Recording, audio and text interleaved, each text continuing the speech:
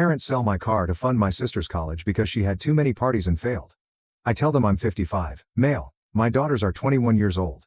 And nearly my oldest is finishing up her junior year of college at an excellent school. We're all very proud of her. She has a full-ride academic scholarship that is dependent on her GPA. Well, she says, based on her current grades after this semester her GPA will dip below the cutoff. After extensive back and forth on the phone with the school, they say it's contractual, and we will be obligated to pay next year's tuition. If she gets her GPA back above the threshold next semester, we can apparently readdress the situation, then determine if her scholarship can be reinstated for the final semester of school. When I tell you we bent over backward trying to find a solution before we came to the one we do the math, and she can't get her grades up with how much of the semester left. She also can't take enough credits during the summer based on how the summer classes are structured to raise her GPA high enough even if she got A's, and the school refuses to make any exceptions. Of course, we were upset with her allowing this to happen, and we had a long talk with her, and she's upset at herself too, but she's very smart kid who really struggled with her mental health from sophomore year into junior year, and it affected her grades. Under no circumstances did we want her to leave college with only 1 year left. That would be unfair to her after her hard. She worked for my youngest birthday, and in December we got her a brand new Toyota RAV4. This was a gift because she's also been working really hard in school and getting great grades. She's finishing up her junior year as well and has begun the application process for college. Car was a big deal. She was very happy to have it and has been driving it non-stop.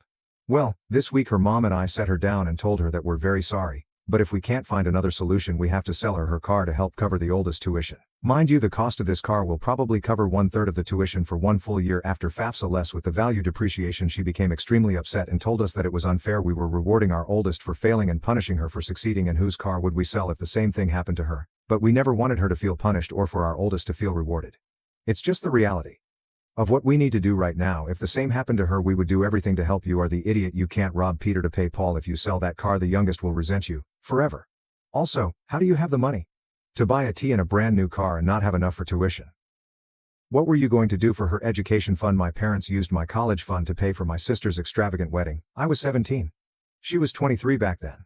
Loans were strictly need-based, and I couldn't get enough, and my scholarship wasn't enough to cover my dream school. I went to a state school with aid and a scholarship, and it turned out fine. But I'm 50 now. And it's still a wound in my soul. It's one of the main reasons I have no contact with my family. Yep, this girl is going to go Inc.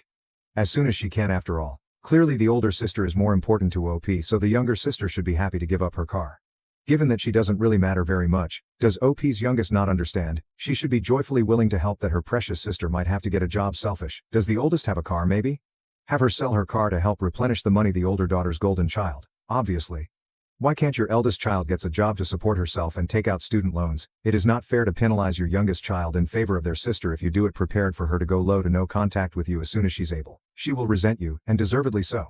It's not her fault that her sister's GPA isn't currently good enough for financial support, and you really are rewarding the eldest failure and punishing the youngest success. There's no two ways about it. I'll show you the car as a gift that is now your youngest daughter's car. To sell or to keep it is no longer yours. I, 33 male, and my wife, 37 of 6 years. Sally recently had a problem.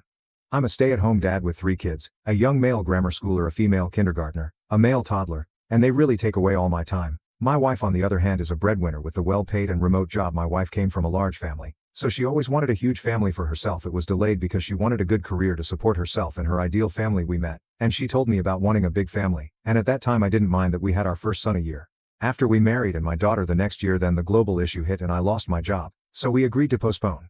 My wife got promoted and handled all the bill and mortgage. We communicated again and decided that I'd stay home and take care of the kids in the house. We had the youngest in late 2022, and now she feels that her body's fine for another pregnancy.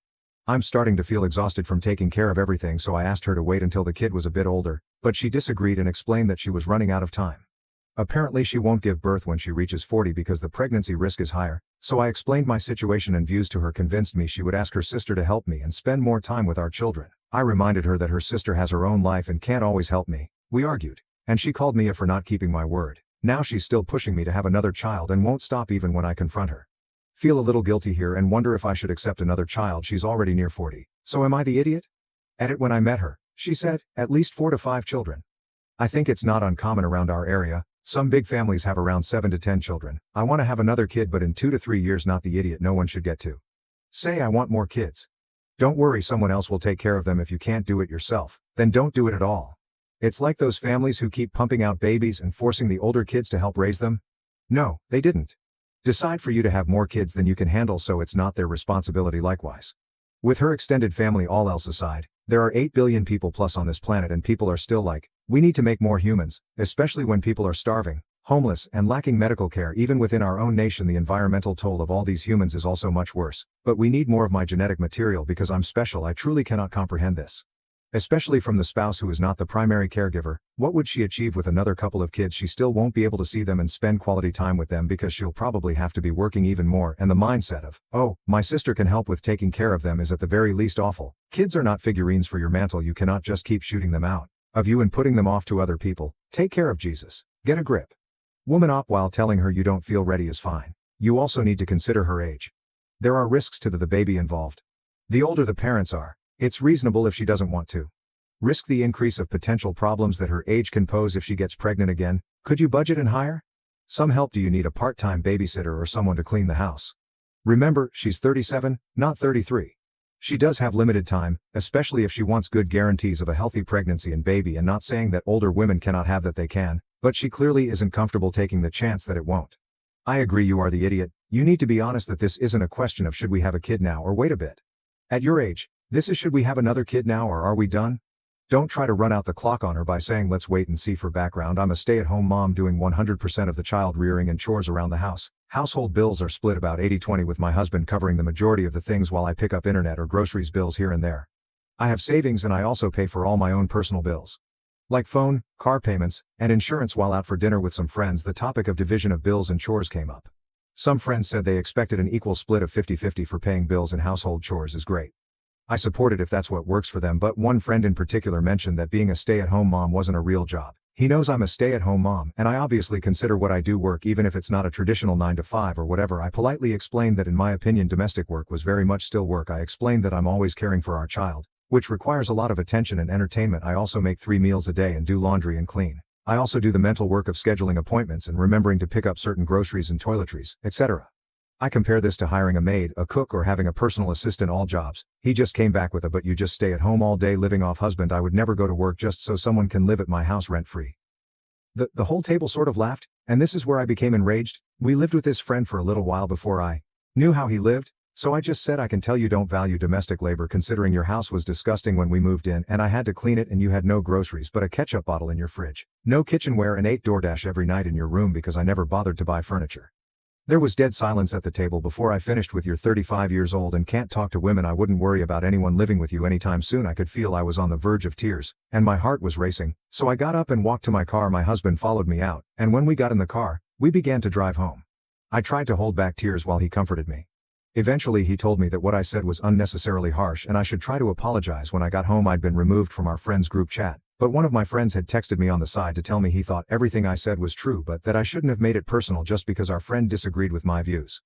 Now I think I just lost all my friends, and maybe it wasn't serious enough to bring up his personal stuff. Am I the idiot? Not the idiot. It sounds like the friend had it long coming. It's clear. Your friend doesn't value women or the work involved with running a household with a kid, no less, since he sees all the work you continue to do as living off your husband. This friend will never marry because as soon as any woman sees how he lives, she will turn and run the other way. I'm betting all the friends telling you to apologize are guys. You might have struck a nerve with them as well, especially if they have girlfriends or wives in their lives. Don't apologize. Why is it that when people are just low down, rude, and cruel, there's still some sort of social shield thrown up to protect them from the consequences of that behavior? He was absolutely counting on you to permit him to disrespect you, your husband, and your marriage. You elected not to play along. Good for you. I was a turbocharged stay-at-home parent of 5. Being a competent working stay-at-home parent is akin to running a small business working to maximize the resources of your little tribe. I made no money, but my efforts allowed me to save money and have a warm, loving home life, and it was what was best for us. Who's that man to judge anyone? However, you should not be paying any household expenses when doing 100% of the labor. I do 100% of the labor. House meals, laundry, kids minus a housekeeper, and I work.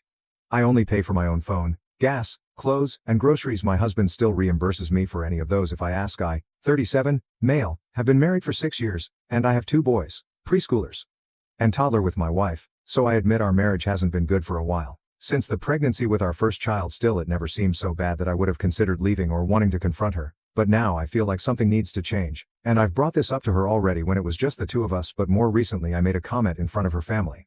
That might make me the idiot, so I'll explain. My wife doesn't like to make things equal with the kids. It started with naming them. She chose both our kids' names, and I really had no influence. The one time I did speak my mind about it was when I said I would love the name Jamie for one of our children. She told me she couldn't see Jamie on a grown man, and his name would be Thomas, not the actual name but using as an example. I asked her why she chose to do it without me when we had agreed that baby names should be selected together. She said she thought we had both changed our minds because she was giving birth one time. I was getting out baby supplies and couldn't find the brand name of diapers we used, so after looking at reviews on my phone, I picked up another brand. My wife didn't like my choice and told me I should have asked her what to get, or better yet, I should have gone to however many stores to find the one she wanted to use instead of giving up after 2 overtimes. She's become more dismissive of my parenting and place in our boys' lives. She said that she'll decide what extracurriculars they do and she'll decide on the food and the school. It gets on my nerves. My oldest and I play house together, and it bothers her.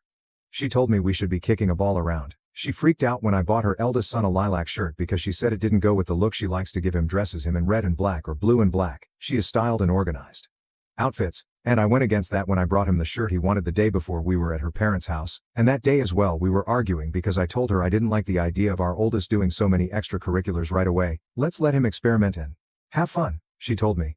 It was her decision. This is something we had discussed before a kid, and she wasn't so forceful about it then, though I knew extracurriculars were a priority for her and that was fine by me. She knew I didn't believe they should be a burden for kids. So we're at dinner, and she's telling her parents about our fight and what was going on. She says I should default to her as their mother, and they agree with her and ask me why I try to interfere, and that's not the role of the father. I turned around and asked her why she bothered having a father for them when she clearly wanted to be a single mother. They were all furious with me for the question, am I the idiot? Not the idiot. First, she has decided to be a single mother without you. Second, changing her mind and trying to control every single aspect of your kid's life. Third, wanting you to turn into nothing but an ATM. Fourth, airing your fight to her parents. If I were you, I would nip this stuff right now before she turns you into a villain or someone who's not at all needed in her kids' lives. You only have some years to bond with your kids. I don't know. I picked up from the post that she's forcing her on the kids too. Being furious that the dad bought a shirt that the kid liked and wanted because it doesn't fit her color scheme, not allowing them to play the games they enjoy. She will have no relationship with those kids once they grow up. The wife has some issues that the op needs to address for the sake of the kids, not just his relationship. Also, it gives hints about mom being an influencer. Either she's one herself or heavily indulges in that content. The wife's acting as the main character and everyone else, including her kids, is a supporting cast. The only way for those kids to have even a semblance of an everyday life where their choices, both ops and the kids, are taken into consideration and for them to not be completely up is if op gets the solo parent with no interference from his wife. I agree with you. Don't have to tolerate this treatment, and your kids shouldn't grow up normalizing this behavior. Mom's going to lose her mind when the kids are old enough to tell the court they want to live with dad full time, and she has to start paying child support. I can't see another outcome if this is how it is for the kids.